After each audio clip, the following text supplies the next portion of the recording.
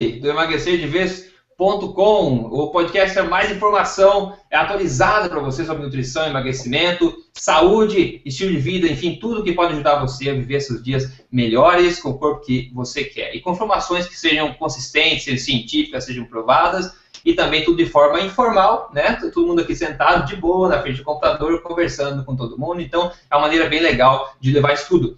E hoje tem um grupo de pessoas extremamente seleto aqui, comigo aqui para acompanhar esse podcast de tema. O tema do podcast seria uma nova forma, talvez, de emagrecer e de viver melhor, de ser mais saudável. A gente vai especular sobre esse assunto, vai mostrar alguns fatos, alguns estudos mais atuais. E como especialista nesse assunto específico de hoje, eu trouxe aqui o Dr. Souto, José Souto, que você já conhece em outros episódios, e ele vai trazer a voz da verdade, a voz científica sobre esse assunto, compartilhar tudo que ele sabe sobre isso.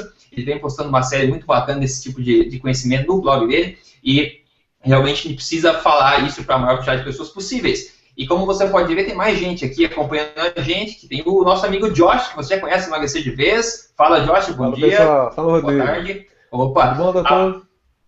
Tudo bom, tudo bom. Tudo tranquilo. A Patrícia também. A Patrícia, ela tá, né, a participação inédita dela aqui no nosso podcast. A Patrícia, ela trabalha também no blog do Dr. Souto. Ela é uma grande estudante aí de nutrição, assim como nós todos, né? Ela realmente aplica em si mesma, já obteve resultados muito grandes, ela estava contando, de perda de peso e principalmente da maneira como ela se sente, da questão de disposição, de energia durante o dia, enfim, é como se fosse uma vida em preto e branco transformada em uma vida em Full HD, como eu costumo dizer, certo?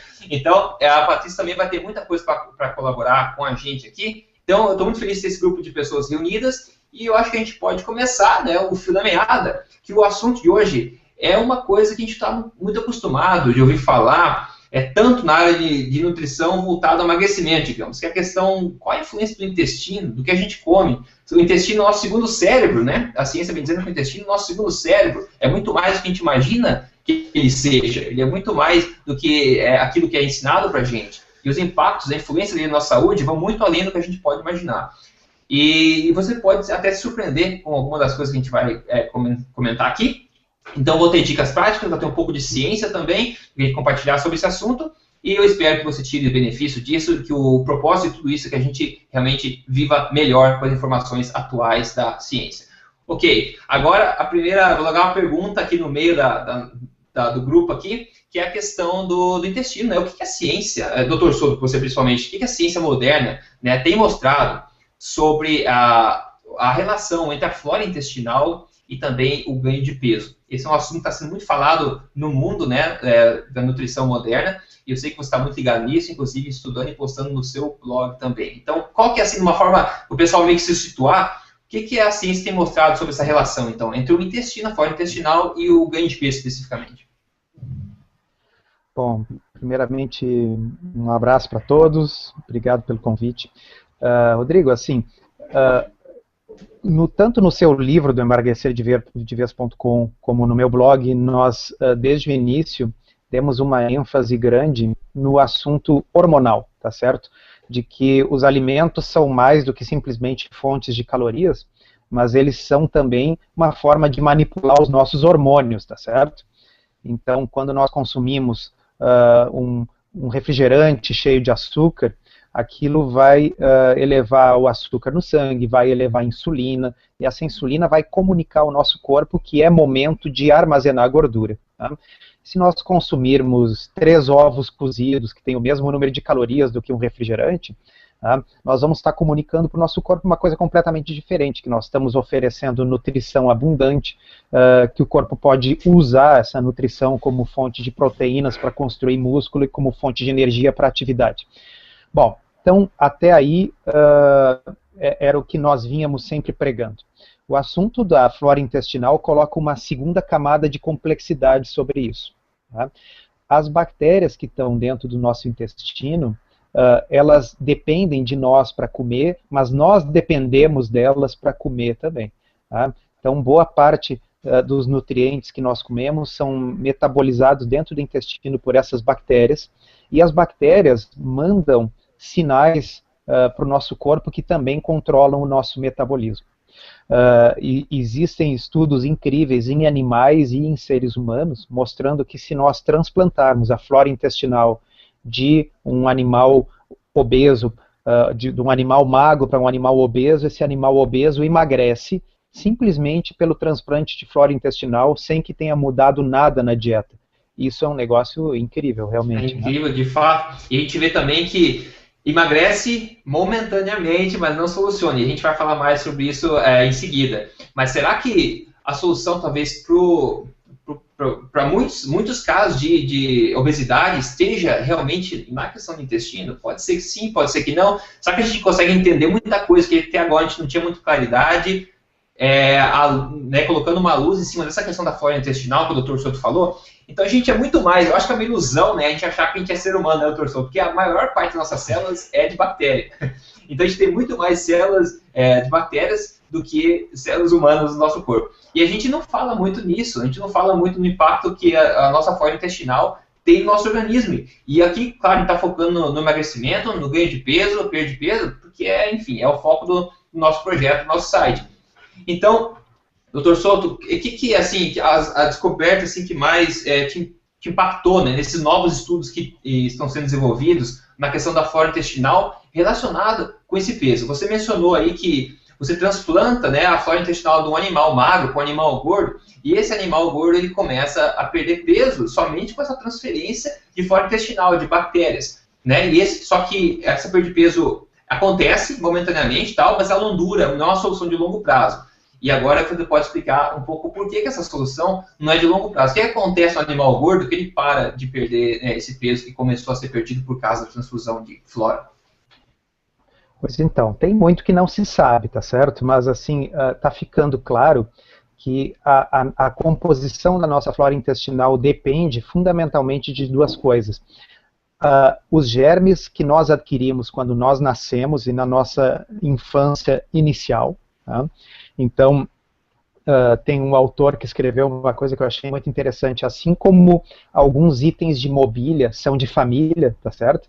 Então, assim, joias que passam de vó para mãe, para filha, né? As bactérias também são de família e passam de geração para geração. Passam como? Passam no momento do parto, tá?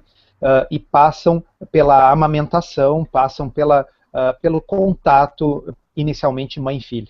Também no início da infância, quando a criança entra em contato com as bactérias do meio que a cerca, com os animais domésticos, tá certo? Aquilo ali vai ajudando a compor a flora intestinal. Mas também depende dos alimentos que nós comemos, porque o que a flora intestinal vai comer é o que nós comemos. E assim como dependendo de como a gente aduba o jardim, nós vamos ter um jardim arrumadinho ou cheio de erva daninha, né? A mesma coisa funciona no intestino. E não por acaso, aqueles alimentos que a gente já chegou à conclusão que deve evitar no emagrecerdevez.com, no meu blog, que seria os carboidratos refinados, os farináceos, o açúcar adicionado aos alimentos, estes alimentos, eles são altamente inflamatórios, porque eles geram uma flora intestinal que favorece a inflamação, uma flora intestinal que favorece a resistência à insulina. Tá? Por outro lado, existem fibras alimentares que estimulam uma flora intestinal anti-inflamatória, uma flora intestinal que interage com o corpo humano e faz com que nós reduzamos a resistência à insulina, faz com que haja uma redução da gordura no fígado. Tá? Então, realmente, aquilo que nós comemos pode impactar a flora intestinal, tanto quanto aquilo que nós comemos possa impactar diretamente os nossos hormônios. E você, inclusive, falou, acho que esse tipo de coisa pode trazer meio que uma explicação diferente para a questão da insensibilidade à insulina, né, que a gente sabe o que é, a gente fala muito sobre isso, só que tem uma coisa interessante que eu vi, eu acho que talvez num artigo que você escreveu, não sei, que fala da questão da glicose no sangue. Por exemplo, se a gente come um monte de carboidratos densos, etc., a gente tem aquele monte de glicose no sangue, nosso corpo vai perder a sensibilidade à insulina, Só que tem uma explicação interessante, tendo em mente essa questão do intestino, né? Que fala que a questão dos leucócitos, né? Os leucócitos do corpo, que são o nosso batalhão imunológico que protege o corpo. Se o teu corpo está em estado de inflamação crônica, né? Devido à alimentação que você tem, devido à inflamação dos intestinos, etc., esses leucócitos vão estar em ação por causa dessa inflamação que está ocorrendo no corpo, né? E daí esses leucócitos tendem a consumir glicose como energia, enfim, para eles atacarem o problema. Só que daí eles têm uma prioridade, né? Eles têm uma prioridade no corpo, porque tem uma coisa errada no corpo. Então o teu batalhão precisa agir e essa prioridade máxima dentro do organismo. Aí as suas células do corpo, elas vão falar assim, não, pode ficar com a glicose aí, eu não quero a glicose não, usa para o que é mais importante, né? Usa para combater o que está errado. Só que isso é um mecanismo legal, funciona muito bem, porém o problema, né, é quando essa inflamação é crônica, ou seja, está sempre inflamado no corpo. Então essa glicose está sempre disponível para os leucócitos, o seu imunológico está ali ligado, e as células não aceitam insulina, então você tem um corpo que fica com falta de sensibilidade à insulina, o teu pâncreas sofre. Então isso é uma visão bacana para a gente entender um pouco como as coisas vão se conectando, né? E esse tipo de perspectiva não é muito dita por aí, né, doutor Souto? Eu vou colocar um exemplo que foi, na realidade, uma das coisas que, desde final de 2012, me inspirou a finalmente escrever essa sequência de postagens. É sabido, existe uma população famosa, que são caçadores-coletores que vivem numa ilha chamada Kitava, no Pacífico, perto da Indonésia. E essa ilha foi estudada por um pesquisador chamado Staffan Lindberg, e o Lindberg viu aquilo que nós vemos em todas as populações que têm o estilo de vida paleolítico, vamos dizer assim. Eles têm um índice de doenças crônico-degenerativas quase inexistente, eles não têm câncer, eles não têm diabetes, eles não têm quase doença cardiovascular, Alzheimer, nada disso. No entanto, essa população específica desta ilha consumia 70% das suas calorias diárias na forma de carboidratos, o que é um negócio que me deixa perplexo num primeiro momento, porque nós estudamos, né, que os carboidratos elevam a insulina, por sua vez, armazena gordura e provoca uma cascata de coisas que leva à síndrome metabólica. Então havia uma peça nesse quebra-cabeça que não estava se encaixando.